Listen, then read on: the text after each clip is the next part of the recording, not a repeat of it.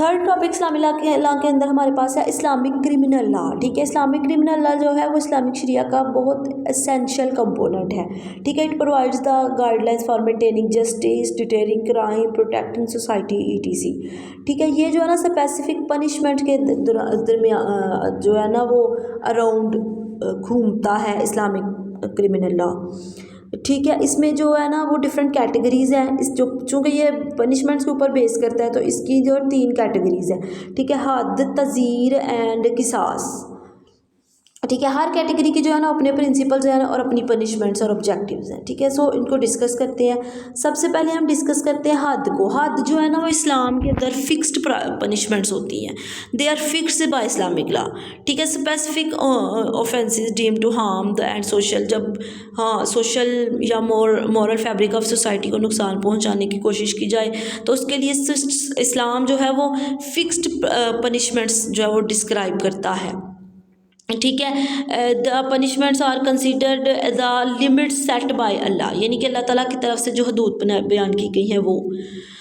सो इसमें जो है ना वो हम बात करते हैं इसके अंदर हद है उसके अंदर कौन कौन सी चीज़ें इन्वॉल्व हैं। वो ऑफेंसेस, सबसे पहली है थेफ्ट, सरीका, थेफ्ट यानी चोरी। It prove under strict conditions. ठीक है, मे बी पनिशमेंट बाय, जो इस्लाम के अंदर इसकी फिक्स पनिशमेंट बताई गई है थेफ्ट की वो है एक हाथ काट देना।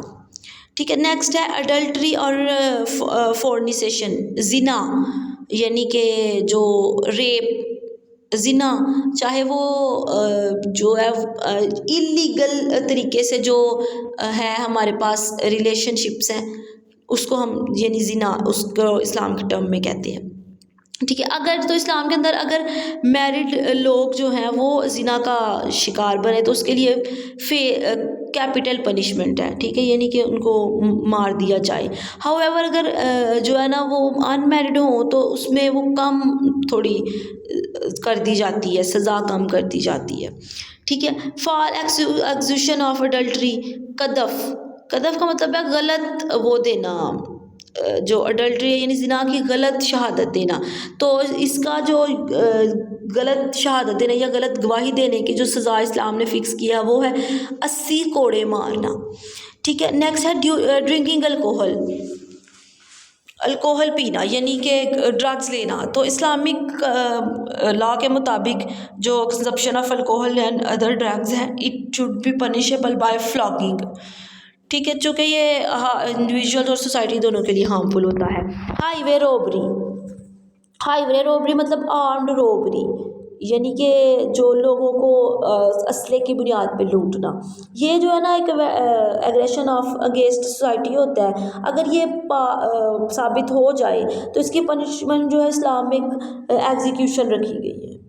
एग्जीक्यूशन, क्रूसिफिकेशन, म्यूटेशन, ये डिपेंड करता है कि उस सेवेरिटी ऑफ क्राइम क्या है।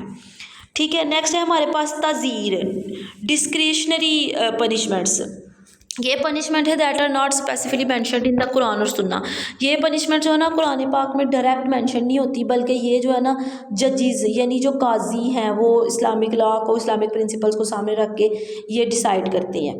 तज़ीर की जो एग्जांपल्स हैं ना उसमें हम फाइन्स एंड इम्प्रिजमेंट की बात करते हैं। ठीक है, छोटे मोटे फ्रॉड या थेफ्ट के लिए, छोटी मोटी अथॉरिटी के लिए जो है ना वो फ़ाइन हाथ नहीं काटा जाता जैसे कि इस्लामिक प्रिंसिपल में है, बल्कि फ़ाइन्स इम्पोज कर दिए जाते हैं। ठीक है, नेक्स्ट है verbal warning and counselling. If the crime अगर बहुत सिवियर हो तो ऑफेंडर्स को जो है ना वो वर्बल वार्निंग दी जाती है या फिर काउंसलिंग दी जा सकती है।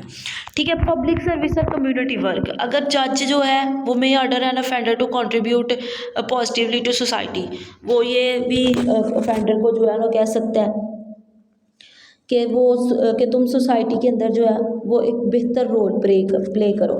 ठीक है, थर्ड टाइप की जो पनिशमेंट इस्लाम ने बयान की है वो है कियास और दियत, रेट्रीब्यूशन और ब्लड मनी। कियास और दियत जो है ना ये वो क्राइम्स हैं जो कि यानी ये वो वहाँ पे अप्लाई होती हैं पनिशमेंट्स जहाँ पे जो इंडिविजुअल्स हैं वो मर्डर के केसेस में या बॉडीली हार्म के केसेस में इन्वॉल्व हों। ठीक है, ये प्रिंसिपल जो है ना ये इट्स बैलेंस करता है rights of victims and their families को with the need of justice and money.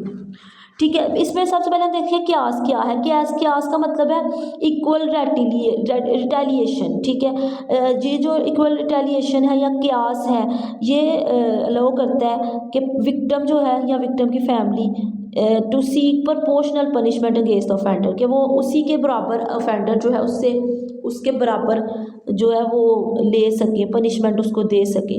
अगर कोई आपको बॉडीली नुकसान पहुंचाता है या कमिट करता है तो क्यास ये कहता है कि उसको जो जिस्म का हिस्सा उसने इंजर किया है वही आप इंजर करो। ठीक है, या फिर सज़ा के तौर पे, या फिर अगर उसने उसको जान से मार दिया तो उसको भी जान से मार देना चाहिए सज़ा के तौर पे।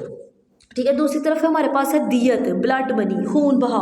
दियत जो है ना, ये एक फाइनेंशियल कंपनसेशन होती है जो कि विक्टिम और उसकी फैमिली को पे की जाती है एज एन अल्टरनेटिव टू कसास। ठीक है, ये जो दियत की अमाउंट है ये वेरी करती है depending on the nature of harm और इंजरी। ठीक है, अगर इन केसेस अगर फैमिली चाहे उसको माफ़ करना, विक्टिम की फैमिली माफ़ करना चाहे तो दियत जो है वो उनके एक हीलिंग के सोर्स के तौर पे काम कर सकती है। ठीक है, इसके क्यास और दियत की जो है ना वो की एस्पेक्ट्स की बात करते हैं। सबसे पहला है फॉरगिवनेस एंड रिकंसिलिएशन। विक्टिम की फैमिली जो है उसके पास फॉरगिव करने का, ऑफेंडर को फॉरगिव करने का एक ऑप्शन मौजूद होता है। इस तरह से सोसाइटी के अंदर जो है ना एक हार्मनी पैदा होती है। नेक्स्ट है social stability by providing structures options for justice. क्यास जो इस्लाम ने डिफरेंट ऑप्शंस रखे हैं कि क्यास भी कर सकते हो, क्यास नहीं कर सकते तो दियत दे दो। ठीक है, तो इससे क्या है कि जो एक सोशल स्टेबिलिटी मेंटेन रहती है, साइकिल ऑफ रिवेंज जो है वो प्रिवेंट हो जाता है। ठीक है, नेक्स्ट है फ्लेक्सिबिलिटी।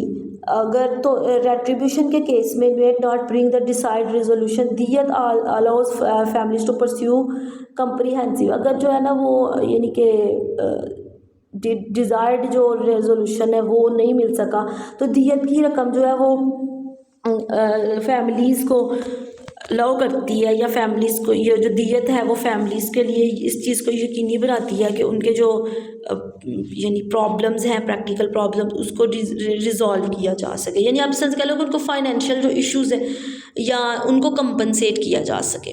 ठीक है, so that was all about Islamic criminal.